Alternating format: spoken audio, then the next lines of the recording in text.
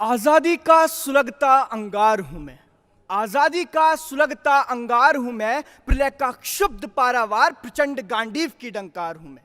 गुलामी की जंजीरों का जिंदा कफन हूँ, गुलामी की जंजीरों का जिंदा कफन हूँ। आज़ाद हिंद फौज की रगों में खौलता खून हूँ मैं। अरे जख्मी चीखते भारत के प्रतिशोध का जलता आक्रोश, फूटते ज्वालामुखी सा क्रांति का उद्घोष। सुभाष चंद्र बोस हूं मैं, सुभाष चंद्र बोस हूं मैं। संसद भवन के इस ऐतिहासिक केंद्रीय कक्ष में उपस्थित माननीय लोकसभा अध्यक्ष जी, मां भारती की सभी संतानों को मेरा आदाब, नमस्कार।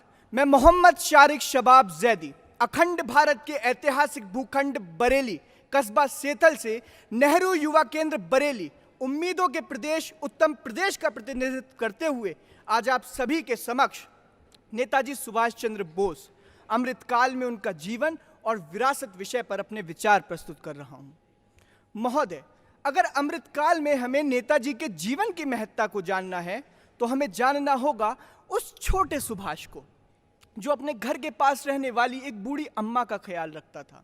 हमें जानना होगा उस सुभाष को जो एक संपन्न परिवार में पैदा होने के बाद भी लावारिस शवों का अंतिम संस्कार करवाता था।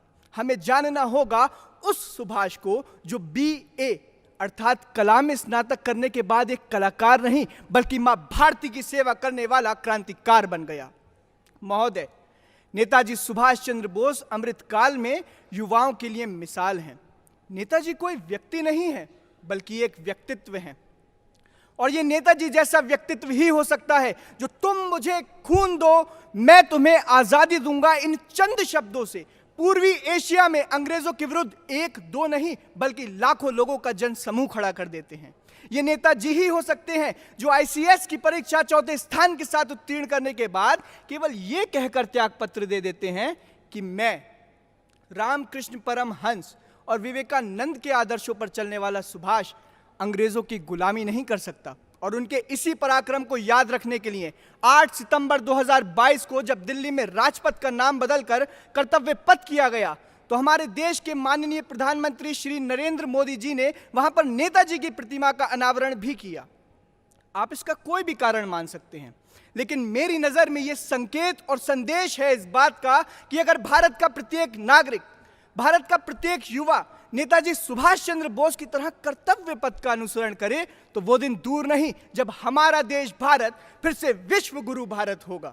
और अंत में इस देश को नेताजी सुभाष चंद्र बोस की आवश्यकता क्या है इसको उजागर करती हुई 4 पंक्तियां प्रस्तुत कर रहा हूं कि घोर अंधियार है उजास मांगता है देश, घोर अंधियार है उजास मांगता है देश, छाया पतझार मधुमास मांगता है देश, कुर्बानियों का एहसास मांगता है देश। अरे एक बार फिर से सुभाष मांगता है देश, एक बार फिर से सुभाष मांगता है देश। धन्यवाद।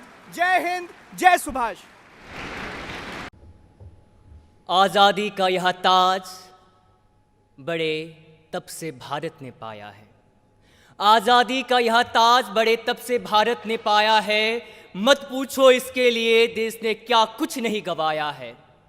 माँ की गोदी सूनी कर दी, लल्लाओं का सिंदूर दिया, माँ की गोदी सूनी कर दी, लल्लाओं का सिंदूर दिया।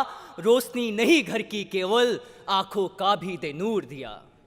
नमस्कार। गुरुदेव की पुण्य भूमि विश्व भारती शांति निकेतन से मैं सिद्धार्थ छेत्री आज यहाँ उपस्थित भारतीय जनता की प्रतिनिधि एवं हमारे भारतीय युवा पीढ़ी के प्रतिनिधियों को साधुवाद करता हूँ, जो आज एक साथ एक प्रेरणा, एक उद्देश्य को लिए हुए नेताजी सुभाष चंद्र बोस की भांति अपने कर्म पथ पर अग्रसर है। नेताजी सुभाष चंद्र बोस के इतिहास में लिखे मैं उस वाक्य को पुनः दोहराना चाहूँगा कि एक व्यक्ति एक विचार के लिए मर सकता है, लेकिन वह विचार वह उस व्यक्ति के मरने के बाद पुनः 1000 व्यक्तियों में अवतार ले लेता है। और आज हम भारतीयों का यहाँ उपस्थित होना यह प्रमाणित करता है कि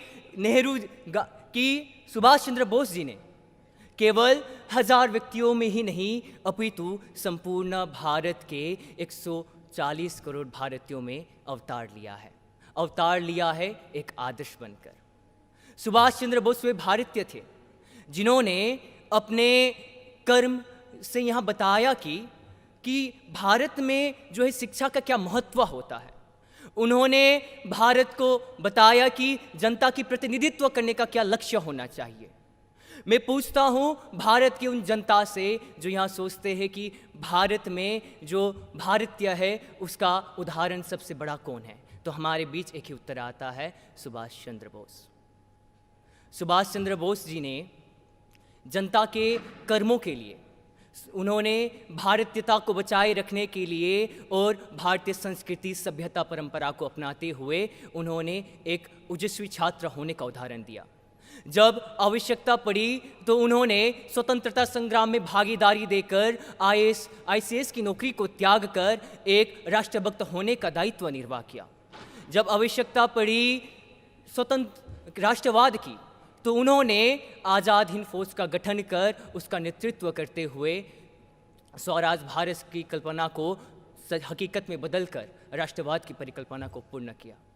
और मैं पुनः आपको यह याद दिलाना चाहूँगा कि सुभाष चंद्र बोस वही भारतीय थे जिन्हें गांधी जी ने राष्ट्र नेताओं का राष्ट्र नेता कहा, जिन्हें गुरुदेव ने देश नायक की उपाधि दी।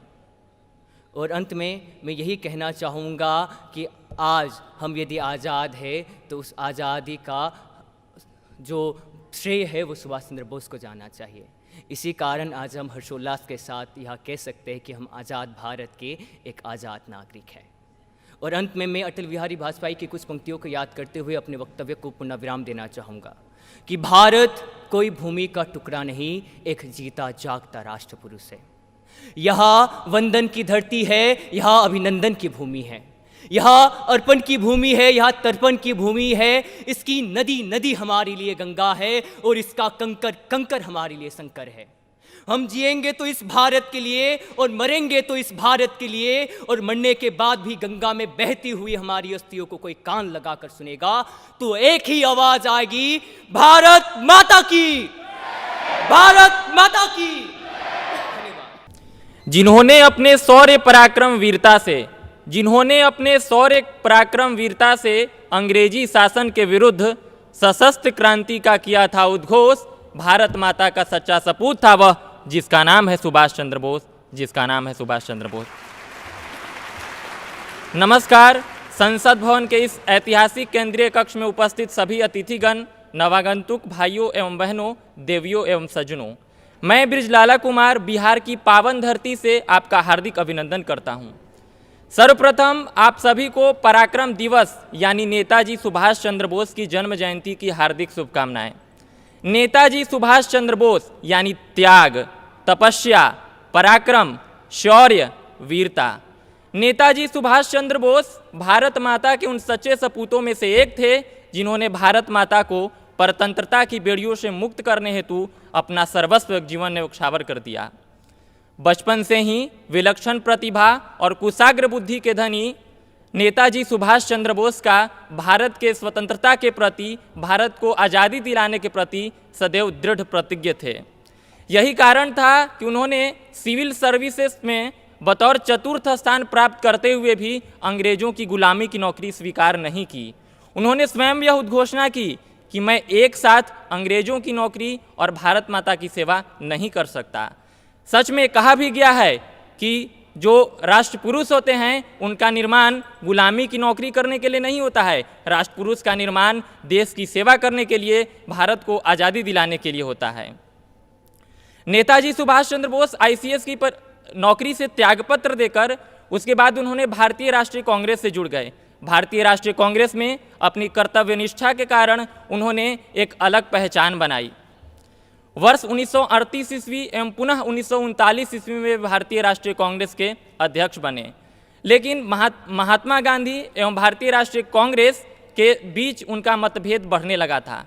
वे मानने लगे थे कि अब अहिंसक उपायों से नहीं, सशस्त्र क्रांति के माध्यम से ही भारत को आज़ादी दी जा सकती है। इस कारण से उन्होंने भारतीय राष्ट्रीय कांग्रेस से इस्तीफा दे दिया।